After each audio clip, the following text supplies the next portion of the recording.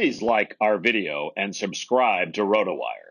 Then go to rotowire.com/pod for a free 10-day trial. Welcome to the award-winning RotoWire Fantasy Basketball Podcast, sponsored by BetMGM and Monkey Knife Fight, nominated by the FSWA again. Hello. It's Friday, January 22nd. I'm here with Shannon McKeown and Ken K-Train Kreitz. All aboard! You can find this podcast on iTunes, Spotify, Stitcher, and now YouTube, and we would appreciate a nice review. We're sticking with the new format, so news, waiver wire, and then DFS. First, in last night's three-game slate, the Lakers beat the Bucks 113-106. LeBron with a great game, 34 points, 8 assists, 6 rebounds. KCP hit 7 threes. Milwaukee only got 16 points off the bench. KCP is 86th in 9 category leagues, almost 2.5 threes a game. Shannon, any thoughts on KCP this year? He's having a great season so far. It's pretty clear to me that his shooting is it's off the charts. 55% from the field goal from the floor, 93% from the line, 57% from downtown. That's not sustainable. He's going to regress back to the norm. I do think he is a decent player for like 14 team leagues. He can hold some value. He gets enough 3-pointers, enough steals. He'll score 11 or 12 points per game, but I would not expect him to break out. He did good. He was solid in the playoffs last season. If you look back at the Western Conference Finals and the NBA Finals, he averaged about 12 points per game, playing 30 minutes per. He was shooting well at that time too. I just don't expect it to stay with what we've seen so far this season. He's an okay player. He's just shooting above his head right now. Alex, what are your thoughts on the Milwaukee's bench? Well, it's not good. Those are my easy thoughts. They traded depth away and they let some depth go, to get Drew Holiday. And I can't really argue with that because come playoff time, Holiday and Middleton are probably going to be on the court 40 plus minutes a game when it matters. But yeah, in the regular season, it's getting exposed already. Augustine, Bryn Forbes, Connaughton, Thanasis, Agadakumbo, and Bobby Portis. Like, that's the bench.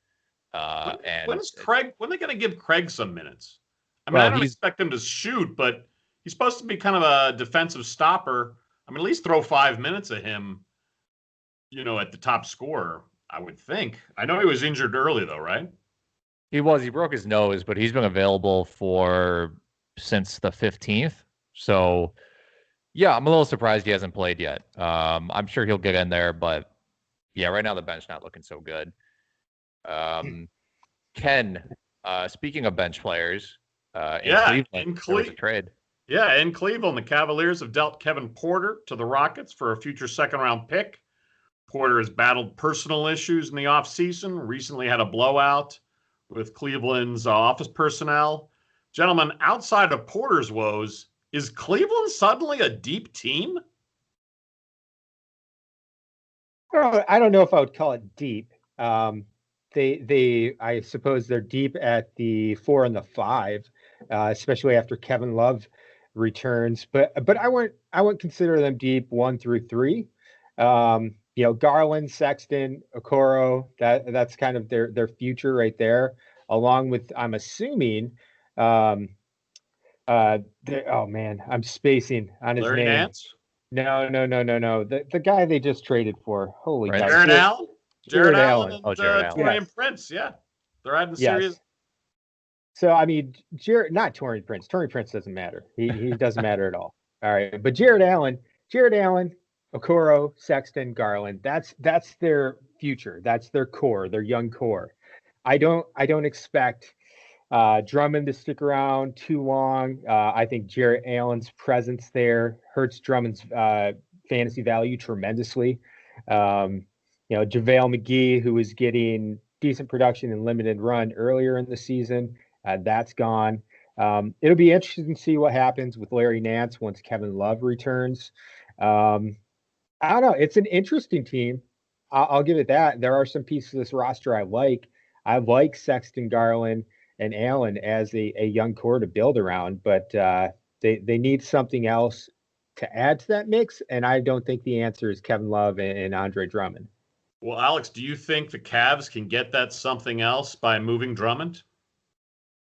I don't really think that they can get anything that meaningful from trading Drummond. He's only got 1 year left on his deal, so he'd probably get traded to a contender that would need some center depth. And I originally, last season I liked him to the Clippers, but now they have Ibaka. I mean, maybe they can just trade, Drummond for Zubac straight up. I'm not really sure, but there are some teams that could certainly use Drummond at center. I think Boston could theoretically use him at center. But yeah, I don't think they'd give a lot for him just because of the contract situation. Now it's similar to Pistons just gave him up. They didn't get anything in return for him. And I just think the type of player that he is doesn't hold very much value in the trade market. But yeah, like Alex said, I do think there are teams where he makes sense. Boston, I think Charlotte is actually a very interesting one. And they could even move someone like Bridges, where it might make sense for both teams. Shannon, I know you're not a big Taurean Prince fan for fantasy, but I feel like when you look at these other terrible bench options for the Cavaliers, it's at least an upgrade for them this year versus shoving minutes at Lamar Stevens or Damian Dotson. Anywho, Alex, we got a lot of more COVID news, unfortunately. Yeah, 2 games tonight have been postponed. Washington at Milwaukee and Memphis at Portland.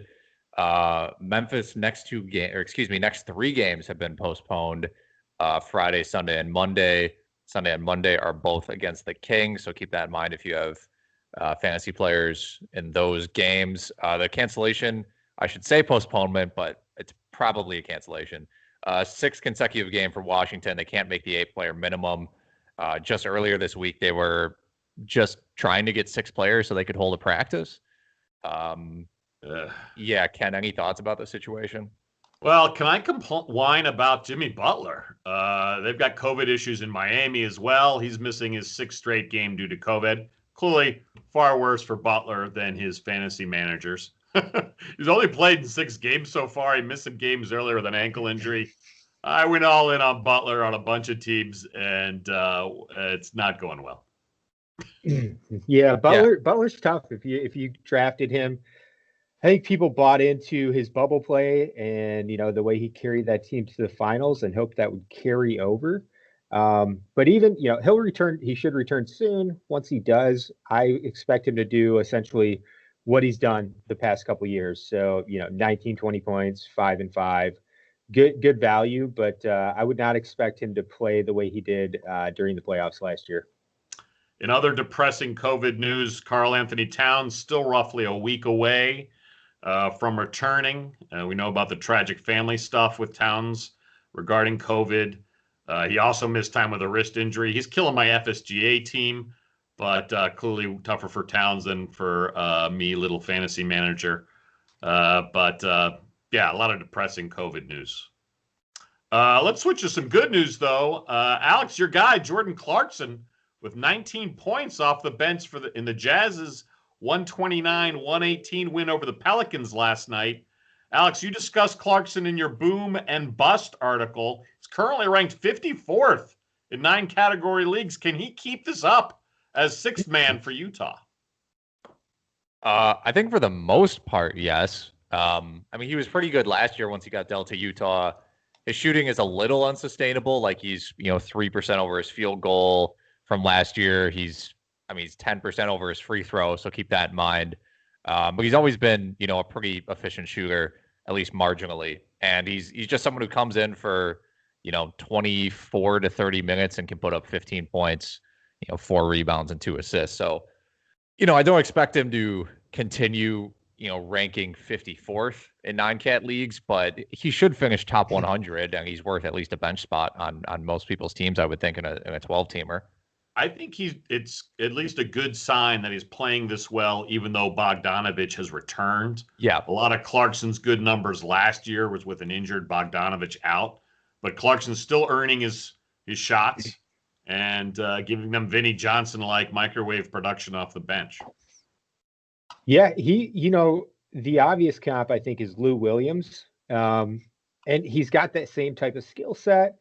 I don't see why he can't be what Lou Williams has been the past 3-4 years. The Jazz need that, outside of Donovan Mitchell and Mike Conley, they really don't have anyone who just is pure buckets. So having a guy like Clarkson come off the bench, I see it as somewhat sustainable. I mean, 18 points per game, probably not, but 14, 15, which, we saw 15 points last year, 16, almost 17 points the year before that. Both of those instances where 24, 27 minutes per game. So he's not playing a boatload of minutes and he's still very productive. I expect that to continue. Yeah, he's taking the second most shots on the team right now, 13.6, and he's only one shot behind Donovan Mitchell in terms of per 36 shot attempts. So they are clearly using him a lot. So yesterday also the Knicks, they held the Warriors to 104 points and won by 15 on the road. Ken, I'm going to let you take the floor on Tom Thibodeau's Knicks defense. Yeah, they're holding opponents to a league low 102.8 points a game. The Lakers are second at 105.2. Keep the Knicks defense in mind for DFS and player prop unders. New York's defense was kind of historically been a joke the last 5 to 10 years, but we all know Coach Tom Thibodeau prioritizes defense. He's got Mitchell Robinson playing major minutes, but has coached him to not sell out for blocks, instead boxing out for defensive rebounds. Hey, I love to dump on the Knicks, but they're 8-8, playing fundamental ball. Speaking of Knick improvements, guys, is RJ Barrett turning things around? Maybe. I don't know. Like he's shooting well this month. I think that, I did the boom and bust article I wrote. Which I love, by the way. Thank you, Alex. See that. The longest streak of his career that he shot over 35% in consecutive games is 5 games. 30. So, let me reiterate that. You said 35%. 35% field goal percentage in 5 consecutive games is his longest streak. But yeah, you're right. I mean, this month, or excuse me, this maybe like past 2 weeks, he's playing pretty well. Over the past, let me get these numbers up, 6 games, 20 points on 47% shooting, 7 rebounds, 4 assists. So, and his free throw percentage is up, which is crucial for him because he can get away with not being perfect from 3, but it's historically been his field goal percentage, field goal and free throw percentage that's tanked his fantasy value. So hopefully this can be a turning point for him. I'm okay not talking about historical aspects of RJ Barrett's game because he's only played 72 games. This kid hasn't even played a full rookie season yet. So, judgments kind of don't matter at this point. I think that it is good to see some of these improvements and signs that, the fact that he's playing more minutes has been a big boon to his fantasy value. He's up from 30 minutes last year to 37 this year. The improvement from the free throw line is pretty significant. I mean, 61% to 75. He's still under 41% from the floor. That's not ideal. His 3-point shooting's actually gone down. He's at 23.5%. But the charity stripe improvements, kind of lend to we'll eventually see improvements in those other areas. He's rebounding great, 7.5, almost 7.5 boards per game. What I want to see is more playmaking, especially because he's got such a high usage, because the ball's in his hands. I realize Julius Randle's facilitating a lot of that offense, but I would like to see Barrett pick up some more assists. At this point, I would say he's surpassed preseason expectations. He needs to refine his shot still. That's the one thing he just needs to improve upon. Well, the playmaking need is there just because they're kind of struggling for legit quality point guard play. Yes. Yeah, they are. He's ranked 139th in 8 cat right now. And again, worse in 9 category. Right. And the main thing there is his field goal percentage because most of his other numbers are pretty good. Like they're helping you probably. Yeah. Yep. Go ahead. If you're in a points league, he's been crushing it for you. Yeah. Yeah, if you play DFS, if you're in a points league, he's been great there. Okay. Let's go with a waiver wire. Again, this format where we each have 2 picks, the first of which is available in at least 50% of leagues. We usually use Yahoo for that. And then a long shot of the week, which I think is, Ken, what's the parameters on that? We're just calling it a long shot. Okay. So probably that's our hedge to Okay. say that not exactly a lock, but somebody with upside to ponder. Generally less than 25% of leagues. I think we'll stick with that. Yeah. I'm going to kick things off quick with Lou Dort. He is rostered in 49% of leagues. He's up and down. You know, his minutes aren't perfect. His shot, is still kind of not great. But at the same time, he's ranked 106 in ACAT as a season for the season as a whole. Getting a ton of minutes. Yeah, through the ups and downs, basically throughout the year, you're going to get a solid player, even if the week-to-week production is here and there. I think he should definitely be on a bench without question.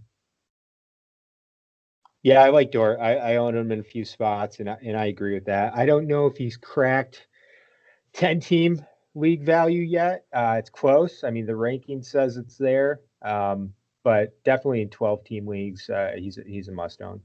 And also, doesn't George Hill seem like a prime candidate to move before the trade deadline? There's no future with Hill and the Thunder, and that's only going to open up even more minutes for Dort. It should. And speaking of the Thunder, Shannon, who is your waiver wire guy that's available in 50% of leagues? Darius Bazley. I am amazed that he's not owned in more leagues. 46% Yahoo, 22% ESPN. He's locked into the starting lineup. He's been maybe his scoring's been somewhat underwhelming, but he's averaging 10.5, over 7 rebounds, 1.1 blocks, 1.3 3-pointers. The shooting is not great, 38% from the floor, 27% from downtown, but he is shooting 84% from the free throw line. So similar to Barrett, that he's got a 15-point jump in that free throw percentage. And to me, that's a strong indicator that his other shooting percentages will rise. So he's just with the role locked in, the fact that he can chip in on the defensive side, he can get you steals. He's only averaging half a steal per game, but he does have the skill set to get over 1 steal, 1 block, and 1 3 per game. I just love him as a fantasy option this year. 20-year-old with tons of upside. Yeah, and getting 1.6 stocks a game already. You're right, with frankly ability to improve throughout the season. Plus, I don't know what's going on with Al Horford. His personal. Oh no, he had a child, right? I don't know for certain, but yeah, he's out for the personal reason he's out. I think it is because they had another child in his family, which is very nice.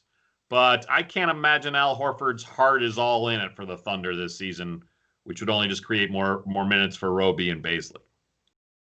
Yeah. Definitely. Ken, who do you have? I kind of have 2 long shots this week. I know we were poo-pooing this earlier in the news, but I think if you need 3-pointers, you got to check out Kentavious Caldwell-Pope while he's hot. He's available in 83% of leagues, and the Lakers have 4 games next week. Is he a pickup for your whole season? No.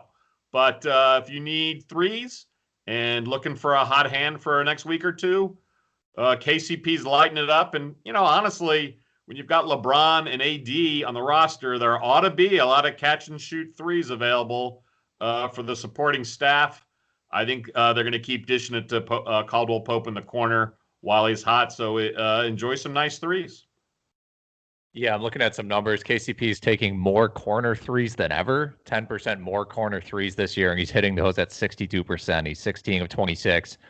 That's not going to keep up, but the corner shot is better than a normal or above the break 3. So I think expecting his 3-point percentage to stay high is fine.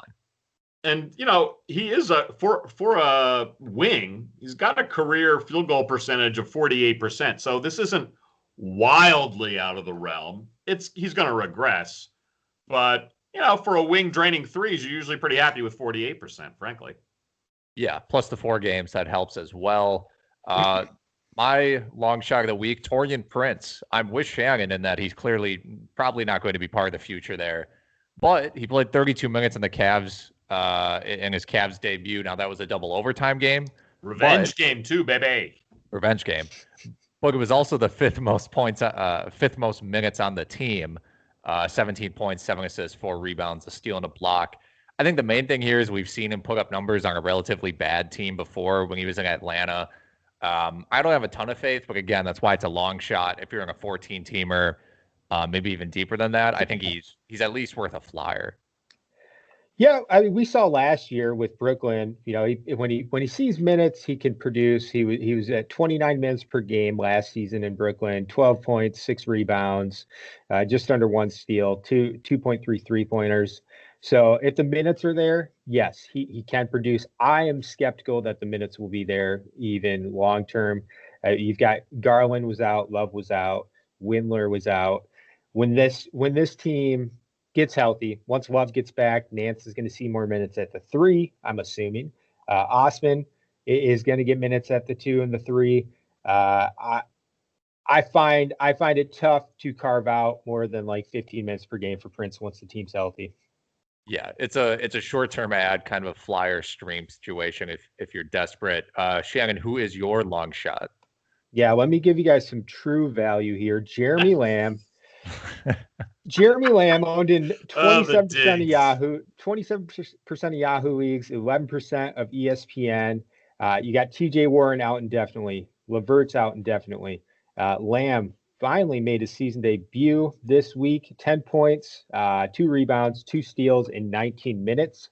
They're probably going to ramp him up slowly, but eventually he's going to have an opportunity to play 25 to 30 minutes per game and really provide a scoring punch for the Pacers. I think there's a strong chance they keep him coming off the bench, and he really is like the lead scorer for their bench unit in that 6-man role.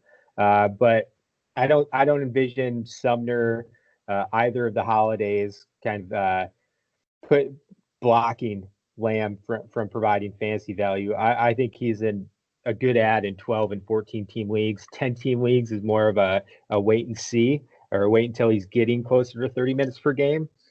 But I would snatch him up in most 12 and 14 team leagues immediately. I think go ahead. As you said, Shannon, the wing spots are just wide open. Karis LeVert. What's our best case scenario, Karis LeVert? Alex, you're our injury expert. With that, when he had a polyp on his kidney, I mean, his best case 6 weeks. Yeah, is that what it says? No, I don't know what it. Pritchard, Pacers general manager Kevin Pritchard said on Monday, announced the surgery, said he said a possible timeline. He did just say he used yes, maybe. said maybe, but 6 to 8 weeks from picking up a basketball. So just based on that, I would say 2 months. 2 months is probably what we're looking at. So, a St. Patty's Day return is probably the best case scenario. Yeah, I think that makes sense. And yeah, Jeremy Lamb, you're right. He should kind of take on that LeVert type role until LeVert gets back. And best case scenario, I mean, maybe we see the kind of numbers he put up in 2018-19, his last year with the Hornets, 15 points, 5 rebounds, 2 assists, and a steal. That's really when people thought he might be breaking out to some extent as a 26-year-old. So yeah, definitely worth an ad if you have a bench spot that you really just aren't using and you're kind of getting lucky with injury and COVID stuff. How about you, Ken? Who is your long shot of the week? My long shot, but I guess I should back up and acknowledge that, yes, the Jeremy Lamb suggestion from Shannon's good. I hate to agree with Shannon, but okay. My long shot is Kendrick Nunn, available in 74% of leagues. So just on the borderline of long shot. Mostly is, a lot of injury news in Miami. Remember, he did start all 67 games for the Heat before he sort of disappeared in the playoffs. Last 3 games, he's averaging 17 points, 6 rebounds, 3 assists. I'm a little worried about Tyler Hero's neck injury. I know he's game time decision.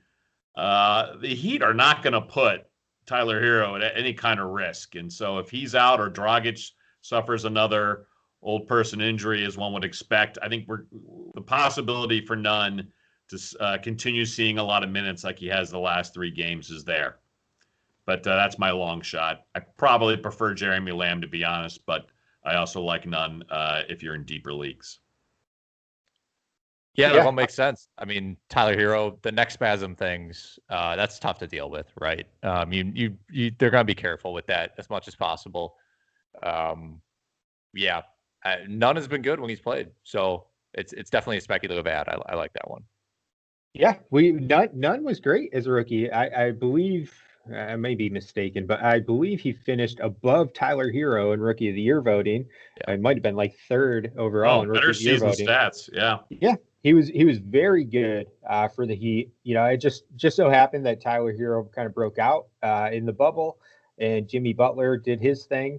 So Nunn became obsolete for that team. You know, you've got Dragic as well, of course. So in the meantime, while Hero and Butler are out, I love Nunn. Okay, let's get to DFS. There are a few postponements today. 2 postponements, but it is a huge slate still. I believe it's 11 games still, if I'm looking at this correctly. It's a huge slate. So highest over-unders today. Chicago at Charlotte, 227. Brooklyn at Cleveland, 226.5. Nothing crazy in terms of over-unders today. Nothing over 230. Main injuries. This is a long list because this is how the NBA goes. And with so many games, this is kind of what you're dealing with. So out. Check your RotoWire lineups. Yes. Go ahead, Alex. Out, we have Jason Tatum, Christian Wood, John Wall, Jimmy Butler, Ricky Rubio, Al Horford. And the following guys are questionable. Pascal Siakam, Miles Turner, Wendell Carter is actually doubtful. Tyler Hero, DeAndre Hunter, Darius Garland, Cam Reddish, Michael Porter Jr., Kevin Durant. All those guys are questionable. So I would say don't even bother building a lineup till like an hour beforehand. Like don't even look at it. That's my professional advice. As far as some value goes, obviously a ton of value is going to open up on the slate, probably assuming half of these questionable guys are ruled out. But as of right now, we know Christian Wood is out. So a lot of people are going to play DeMarcus Cousins at 4,500. My main concern there, he just can't get over like 25 minutes, really. And he's had some bad games. So he always looks winded. He's always like, he is like the first guy to grab his shorts, you know, when there's a dead ball. Oh, yeah. He looks like us at Rec League, frankly, Shannon and I, the first break. Oh. Ooh. I'll take the Cousins comp. Thank you. The better GPP play might actually end up being Daniel Gafford, who's min-priced on FanDuel with Wendell Carter Jr. doubtful. High block rate guy, not an insane rebounder, but when you're 7 feet tall, you can block your way into 10 rebounds if you play on the inside. Solid player overall. And then obviously, again, with Christian Wood out, Oladipo and Eric Gordon become really the only driving forces of that offense. So keep that in mind as well. Gafford's a power forward on FanDuel, so do both. Go Cousins and Gafford if you're feeling it. I've got a few picks. I mentioned Dragic earlier. If Hero's out, I like him all the more. He's $5,200 on FanDuel, and he's basically a walking 30 fantasy points. He's played 30, 33, and 31 minutes the past 3 games, and he's averaging about 27, 28 fantasy points over that stretch. Just the fact that he can certainly blow up for more with the Heat being shorthanded. I also like Colin Sexton. This is pretty obvious since he's coming off that big 63-point fantasy outing. 42, 5, and 5 in 38 minutes. Was it a double OT game against Brooklyn, I believe? Big game, coming out party for Sexton, and his price didn't really jump that much. I think he only went up about $400 on FanDuel. He's at $7,500. I will also say at shooting guard, like Alex, I like Oladipo quite a bit. All the more with Christian Wood out, but I feel like Oladipo it would almost be a surprise if he doesn't get 45 to 50 fantasy points with Wood and Wall both out. Shannon, Bickerstaff said he expects Garland to play Friday. Does that change your Sexton outlook? A little bit. I still think he's a good price at 7,500. I might tweak some things if Garland does return. We'll have to see. The Cleveland injury updates have not been very friendly to DFS players this year, so I'm going to hold off to make that decision until very late. And then, Alex mentioned at the beginning of this that Charlotte, Chicago, that's the highest over under, and I love almost everyone from that game. Whether it's LaMelo, Rozier, PJ Washington, Markkanen, Levine, if you're looking to go big. I love all of them. They're all solid plays tonight. How about you, Ken? What do you got? I just got one value. I'm going to keep beating this drum. Isaiah Robbie, 4,500 power forward on FanDuel against the Clippers. No Al Horford. I feel like some folks may be giving up on Robbie a little too early. He's only 22 years old.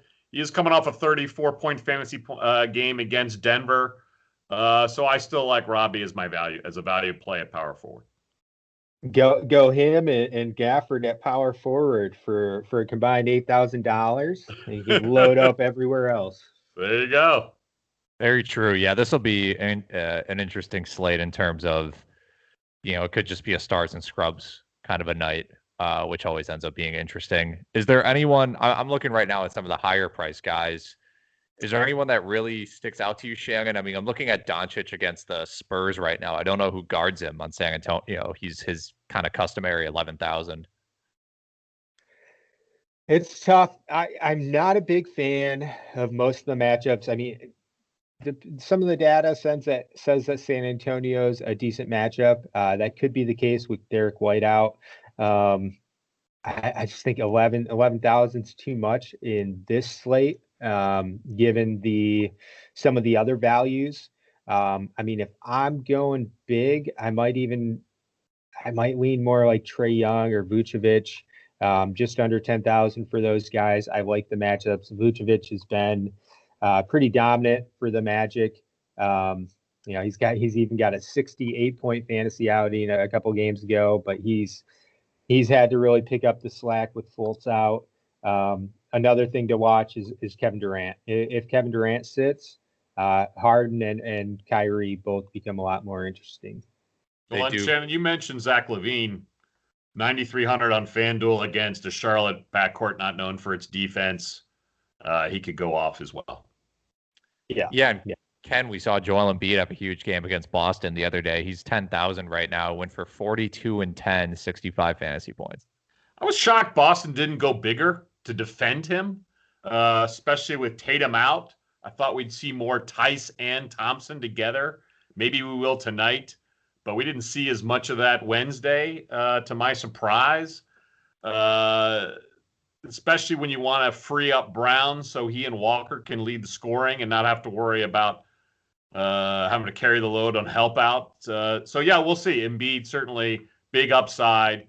Tristan Thompson, supposed to bang well with Embiid, but it sure didn't happen Wednesday. Yeah. Okay. I think that'll mostly do it for us today. So, Ken, it is time for your old man rant. Have you seen the Simpsons clip where Grandpa Simpson says, "Dear Mr. President, there are too many states. Please eliminate 3. I am not a crackpot." I feel the same way about NBA uniforms. There are too many, and I do not care for the Milwaukee Bucks alternate blue uniforms that we saw last night. I get it. Milwaukee is on Lake Michigan. Lots of cities are on bodies of water. Chicago's on Lake Michigan. Should they have a blue version? No! Milwaukee's blue unis are ugly and dull. If we ever return to sports bars, I will not be able to tell who the team in blue is. Please stop making all these extra unis, or at least stick to your primary colors. I am not a crackpot.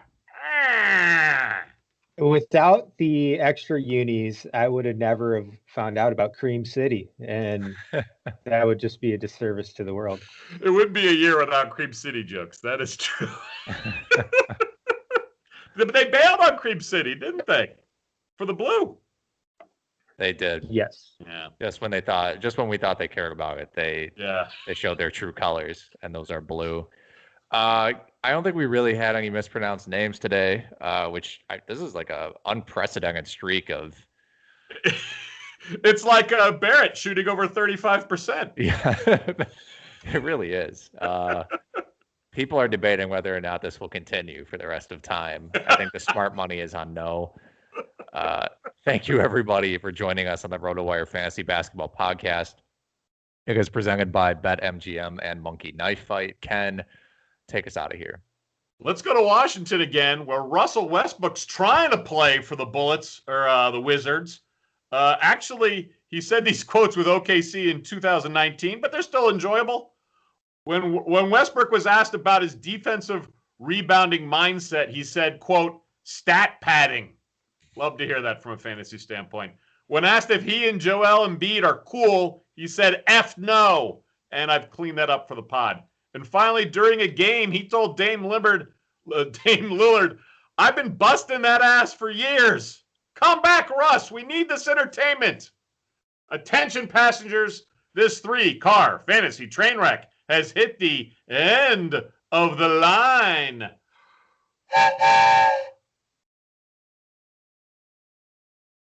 Please like our video and subscribe to RotoWire. Then go to rotowire.com/pod for a free 10-day trial.